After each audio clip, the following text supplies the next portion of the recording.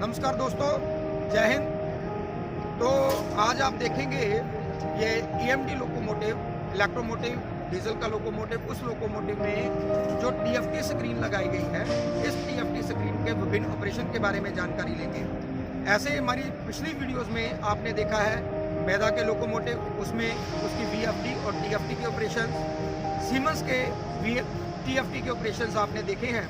तो आज आप देखेंगे ये ईएमडी लोकोमोटिव, उसमें टीएफटी के दौरान लोको पायलट कैसे कैसे ऑपरेशन कर सकता है। तो शुरू से लेकर के अंत तक वीडियो देखिए। इस वीडियो में आप ये देखेंगे कि कैसे एयर ब्रेक सेल्फ टेस्ट किया जाता है, कैसे ट्रैक्शन मोटर आइसोलेट करी जाती है, कैसे स्पीड सेंसर को आइसोलेट किया जाता है, कैसे इंडिया डायल्स वाला मोड लाया जाता है, जहां डाटा मीटर्स के दौरान विभिन्न जो ऑपरेशंस हैं वो कैसे लोको पायलट इस टीएफटी में परफॉर्म कर सकता है, कैसे सिलेक्ट कर सकता है, उसके बारे में जानकारी लेंगे। अब और मेरी दूसरी वीडियोस को देखने के लिए डीजल लोकोमोटिव से संबंधित मेरा यूट्यूब चैनल हर्षदीप नाहर, उसको सब्सक्राइब कीजिए और एक उसके बगल में आइकन लगा है बेल आइकन, उस बेल आइकन को दबा दीजिए ताकि आपको ये निरंतर नई नई वीडियोस के नोटिफिकेशन मिलते रहेंगे। तो शुरू से अंत तक वीडियो देखिए और इस ईएमडी लोकोमोटिव की जो टीएफटी है उसके बारे में जानकारी लीजिए। धन्यवाद।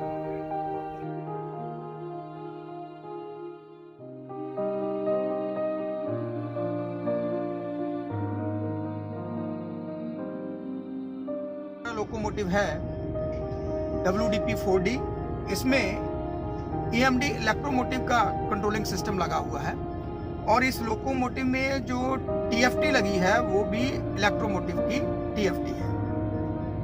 इलेक्ट्रोमोटिव स्क्रीन नॉर्मली आपको इस प्रकार की स्क्रीन मिलती है।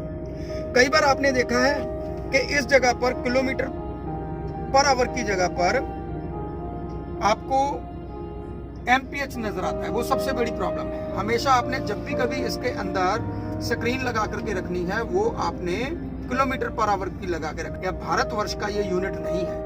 हमारे भारतवर्ष में जो स्पीड का माप करा जाता है वो किलोमीटर पर आवर्स में करा जाता है। माइल्स पर आवर इंग्लैंड में, कनाडा में या फिर अमेरिका में हो सकता है, ठीक है, लेकिन हमारे भारतवर्ष में किलोमीटर पर आवर्स में स्पीड का गणना करी जाती है। माइल्स पर आवर की स्क्रीन है और आपको जो प्रेशर है वो भी पीएसआई में शो कर रहा है। एमआर का pressure, AFI, BC, BP, ER इत्यादि। हमें हमेशा जो स्क्रीन है वो इंडियन डायल्स वाली ला करके रखनी है। तो वो स्क्रीन कैसे लाई जाती है उसके लिए देखिए, सबसे पहले मान लीजिए आपके पास ये स्क्रीन है, आप डिस्प्ले सेटअप वाली की, जो डिस्प्ले सेटअप स्क्रीन पे नजर आ रहा है, इसके नीचे जो व्हाइट कलर की है इसको सिलेक्ट करें। इसके बाद एक स्क्रीन खुल जाएगी, इसमें ये चेंज प्रोफाइल के नीचे जो बटन लगा है इसको टच कीजिए, इसको प्रेस कीजिए। इसके बाद यहां देखिए यूनाइटेड स्टेट्स सिलेक्टेड है, तो आपको इंडिया डायल्स लेकर के आना है। उसके लिए आप ये जो अपवर्ड की है, अपवर्ड ले आए। आप देखिए इंडिया डायल सिलेक्ट हो गया और इसको एंटर प्रेस कर दीजिए और यहाँ पर भी मैं डिफॉल्ट कर दे रहा हूँ। डिफॉल्ट में ये कि हमेशा आपको यही वाली स्क्रीन दिखाई देगी। अब देखिए यहाँ पर आपको किलोमीटर पर आवर्स में और यहाँ पर ये ईआर, बीपी, बीसी, एएफआई इत्यादि ये सारे हमारे केजी पर सेंटीमीटर स्क्वायर के यूनिट आने शुरू हो गए हैं। ट्रैक्टिव एफर्ट्स भी किलोमीटर्स में बता रहा है।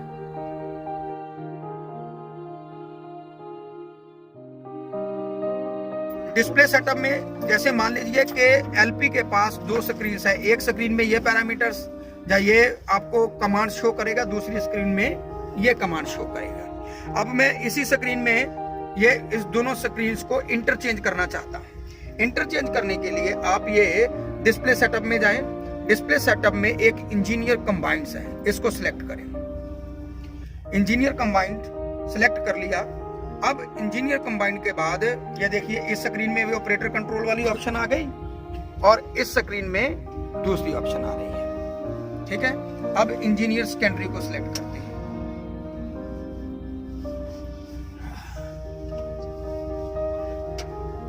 Engineer combined. अब मैं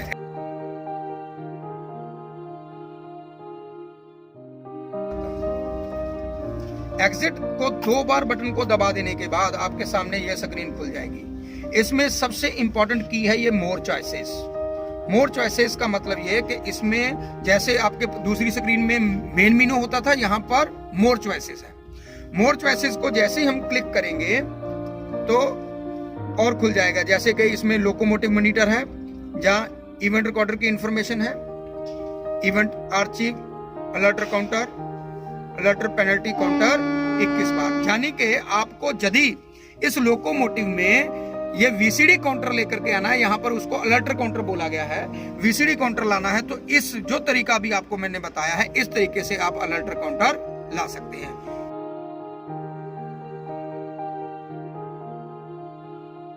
यदि आपको स्टार्टिंग स्क्रीन लानी है तो स्टार्टिंग स्क्रीन कब आप लाते हैं? जब आप कभी लोकोमोटिव को बंद करना है या लोकोमोटिव को चालू करने के लिए, जिसमें कि आपको TLPR, ST, STA, FP relay, on off इत्यादि के जो पैरामीटर्स देखने होते हैं, इन पैरामीटर्स को देखने के लिए आप स्टार्टिंग सिस्टम की स्क्रीन लाते हैं। वो स्टार्टिंग सिस्टम की स्क्रीन कैसे लाई जाती है वो देखिए स्क्रीन में कैसे। तो सबसे पहले वही एग्जिट बटन को दबाया, मोर चॉइसेस को दबा देने के बाद ये आपके सामने स्क्रीन आएगी लोकोमोटिव कंप्यूटर। लोकोमोटिव कंप्यूटर को सिलेक्ट करें, इसमें है डाटा मीटर्स, डाटा मीटर के नीचे वाला बटन दबा दें। अब इसमें ये देखिए ये है स्टार्टिंग सिस्टम।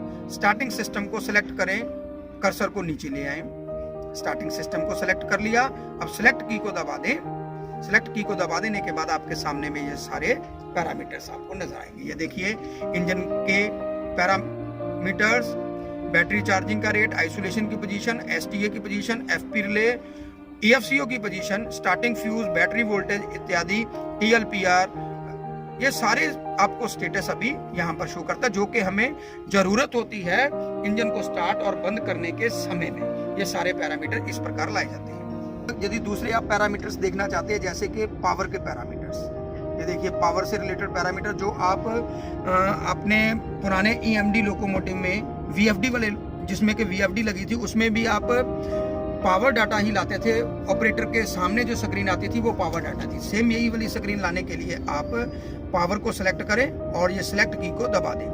यह पावर डाटा से संबंधित जो ऑपरेटर को, जिसके ये स्क्रीन जो पुराने वाले लोकोमोटिव में या पुराने वीएफडी वाले ईएमडी का जिसमें कि वीएफडी लगी थी, उस प्रकार के पैरामीटर लाने के लिए आप ऐसे सिलेक्ट करेंगे।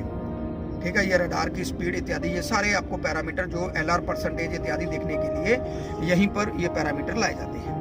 अब दूसरे पैरामीटर देखते हैं हम, जैसे कि कूलिंग सिस्टम। कभी कभार आपका रेडिएटर फैन चल रहा है, नहीं चल रहा है, पानी का तापमान कितना है, इस प्रकार के कूलिंग के पैरामीटर देखने के लिए आपको कूलिंग सिस्टम सेलेक्ट करना पड़ता है। कूलिंग सिस्टम सेलेक्ट के लिए कूलिंग सिस्टम को सेलेक्ट करें और ये सिलेक्ट की को दबा दें। ये देखिए यहाँ पर FSc, fan conductor slow speed अभी ऑफ स्थिति में है, फैन 1 भी ऑफ स्थिति में है, फैन कंडक्टर स्लो स्पीड ये भी ऑफ स्थिति में है। ये सारे पैरामीटर आपको शो कर रहा है। ये देखिए ETP1, इंजन टेम्परेचर प्रोब 1 और प्रोब 2, यानी कि अभी तापमान कितना है पानी का, वो यहाँ पर पैरामीटर शो कर रहा है। इसी प्रकार कंपेनियन अल्टरनेटर कितने हर्ट्ज पर है, और FCF फास्ट कंडक्टर और फास्ट कंडक्टर 1A और 2A उसकी पोजीशन और फैन नंबर 2 की पोजीशन यहाँ पर इस पैरामीटर के माध्यम से पता चल रही है।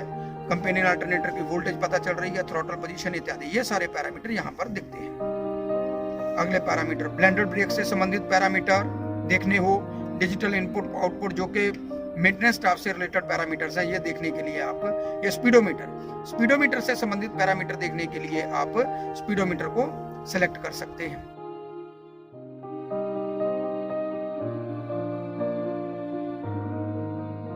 ट्रैक्शन मोटर आइसोलेशन के लिए आपको ट्रैक्शन मोटर आइसोलेट करने की विधि बता रहे हैं। ट्रैक्शन मोटर कब आइसोलेट करनी है? जब कभी आपके पावर ग्राउंड आए, इस स्थिति में आप ट्रैक्शन मोटर आइसोलेट करके देख सकते हैं। तो इस जो इलेक्ट्रोमोटिव की TFD स्क्रीन है जो कि डबल कैब लोकोमोटिव में लगाई गई है, इसमें कैसे ट्रैक्शन मोटर काटनी है उसका तरीका बताने जा रहा हूँ। सबसे पहले आपने ये मोर चॉइसेस को क्लिक किया है तो उसके सामने ये स्क्रीन आपको खुलेगी। अब लोकोमोटिव कंप्यूटर को सिलेक्ट करेंगे। लोकोमोटिव कंप्यूटर को सिलेक्ट कर देने के बाद यह स्क्रीन खुलेगी। इसमें फिर मोर चॉइसेस है, मोर चॉइसेस को क्लिक करेंगे। मोर चॉइसेस को क्लिक कर देने के बाद ये सामने आपके ट्रैक्शन कटआउट आ रहा है। अब ट्रैक्शन कटआउट को सिलेक्ट करेंगे। ट्रैक्शन कटआउट को सिलेक्ट करने के बाद आप देखिए आपके सामने स्क्रीन आ रही है, use the correct truck and use the soft की टू चेंज द स्टेटस। अब दोनों ट्रक अनेबल्ड हैं। आप ट्रक 1 को काटना चाहते हैं तो ट्रक 1 को काटने से पहले आपने जो भी शर्तें हैं काटने की कि लोकोमोटिव की स्पीड 0 होनी चाहिए, थ्रॉटल हैंडल आइडल पे होना चाहिए और रिवर्सर हैंडल न्यूट्रल पे होना चाहिए, आइसोलेशन स्विच आइसोलेट स्थिति में होना चाहिए। ये कर लेने के बाद आप ट्रक 1 को डिसेबल करना चाहते हैं तो अभी ये अनेबल्ड है ट्रक 1 भी और ट्रक 2 भी। आप डिसेबल करना चाहते हैं तो डिसेबल जिस की के ऊपर में लिखा है बस उस की को दबा दीजिए। ये देखिए ट्रक 1 डिसेबल हो रहा, अभी डाटा ट्रांसफर हो रहा है। ये देखिए ट्रक 1 डिसेबल्ड हो गया।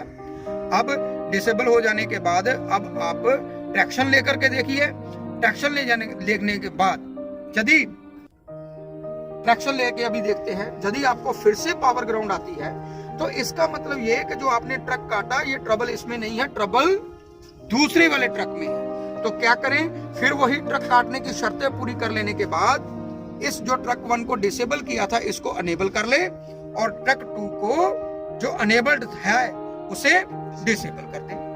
अब वही इसको अनेबल करना हूं, कैसे अनेबल करना है वही आपने फिर वही ट्रक 1 को सिलेक्ट किया, अनेबल वाली की को दबा दिया, डाटा ट्रांसफर हुआ, दोनों अनेबल्ड हो गए। अब कर्सर को दूसरे स्थान पर ले आए, ट्रक 2 पे ले आए, ट्रक 2 में अब डिसेबल की को दबा दें। अब ये ट्रक दूसरा डिसेबल हो गया। इस प्रकार आप 1 बाय 1 ट्रक को अनेबल और डिसेबल कर सकते हैं।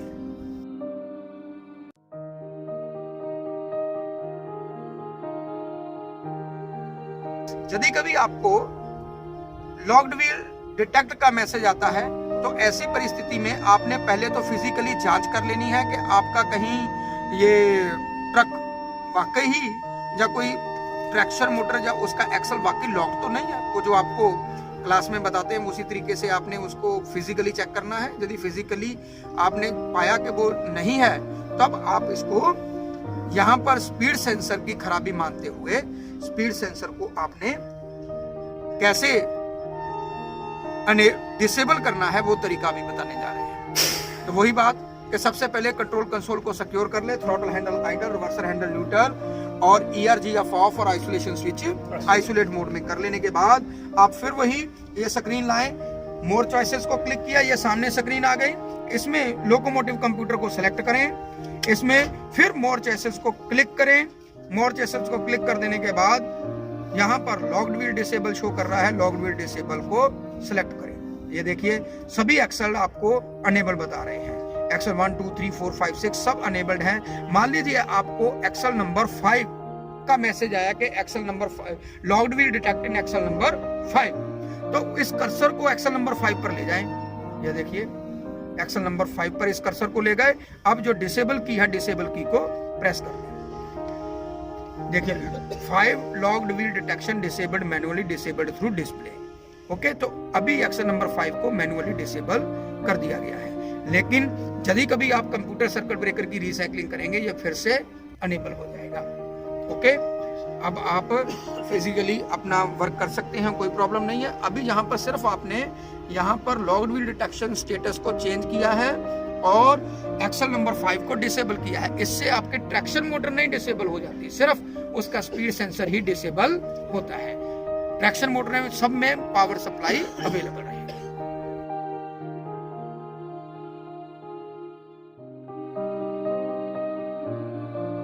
इसमें सेल्फ टेस्ट सेलेक्ट करने के लिए क्या करेंगे, पहले सेल्फ टेस्ट की जो भी शर्तें हैं वो पूरी कर लेने के बाद मैं अभी आपको स्क्रीन में कैसे सेल्फ टेस्ट सेलेक्ट किया जाता है उसके बारे में बता रहा हूं। सबसे पहले मोर चॉइसेस को क्लिक करेंगे 2 बार। मोर चॉइसेस को क्लिक कर देने के बाद आपके सामने ये स्क्रीन खुलेगी, इसमें लोकोमोटिव कंप्यूटर है।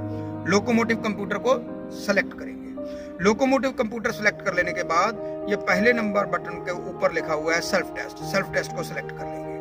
सेल्फ टेस्ट को सिलेक्ट करने के बाद आपके सामने में कई प्रकार के सेल्फ टेस्ट आ रहे हैं, जैसे कि self load test, cooling system test and so on. लेकिन आपको करना है एयर ब्रेक टेस्ट। तो ये नेविगेशन की जो डाउनवर्ड की है इसको दबाते जाइए और air brake self test select हो जाने पर ये देखिए सिलेक्ट बटन को दबा दीजिए। सिलेक्ट बटन को दबा देने के बाद ये देखिए सामने स्क्रीन पर आ रहा है refer to nor service manual for list and description of the entry condition, press continue to proceed with the test. यदि आप टेस्ट को चालू करना चाहते हैं तो ये कंटिन्यू बटन को प्रेस कर दीजिए, आपका एयर ब्रेक टेस्ट चालू हो जाएगा। लेकिन अभी हम एयर ब्रेक टेस्ट चालू नहीं कर रहे, सिर्फ स्क्रीन में एयर ब्रेक सेल्फ टेस्ट कैसे सिलेक्ट किया जाता है वो आपको बताया गया है।